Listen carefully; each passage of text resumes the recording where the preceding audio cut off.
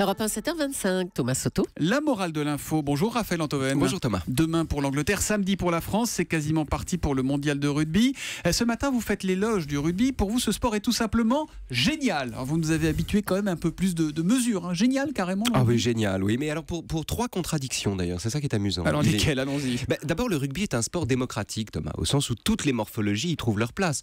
Que vous soyez grand, petit, gros ou fluet, vous pouvez être, si vous jouez bien, un élément décisif dans une équipe de rugby. Alors personnellement, moi je me vois mal dans une mêlée, hein, ou alors une seule fois dans ma vie.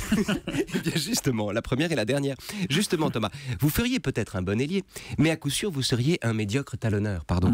Car chacun trouve sa place dans une équipe de rugby, mais toutes les places ne sont pas accessibles à tout le monde. On met pas un physique de demi de mêlée, svelte et vif comme vous, en position de deuxième ligne.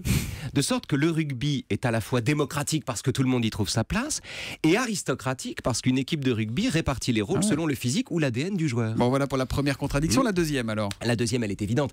Pour avancer, il faut passer la balle derrière soi. Au rugby, on avance en arrière. Or, c'est comme ça que ça se passe dans la vie. Et c'est banal de le dire. Un homme qui ne regarde pas son passé n'avance pas dans la vie. Au contraire, il fait du surplace. Et en politique, comme par hasard, c'est en général dans les rangs de ceux qui, contrairement au rugby, veulent faire du passé table rase, qu'on recrute souvent les vrais conservateurs. Bon, enfin ça c'est vous qui le dites. Hein. Bon, et la troisième contradiction alors? La troisième, c'est la plus belle. C'est le rebond du ballon. Absolument aléatoire. Ah, ça c'est vrai. Mais oui, personne ne peut prédire dans l'instant comment le ballon va rebondir. L'ovalie du ballon injecte dans le rugby une part irréductible de hasard qui, du coup, déborde la raison, qui empêche la prédiction et qui, par conséquent, ouvre le jeu sur ce talent très particulier qu'on appelle l'intuition. Ou encore, ce que les rugbyman appellent l'intelligence situationnelle. L'intelligence situationnelle. Et oui, c'est Vincent Moscato qui disait ça. Bref, plus qu'un sport, le rugby, c'est un art. Et alors, quelle est la morale de l'info ce matin, Raphaël? Alors, écoutez, la morale de l'info, c'est un vers de Corneille dont j'aimerais qu'il inspire nos auditeurs. C'est dans Polyeucte et on dirait vraiment qu'il parle de rugby. Écoutez ça.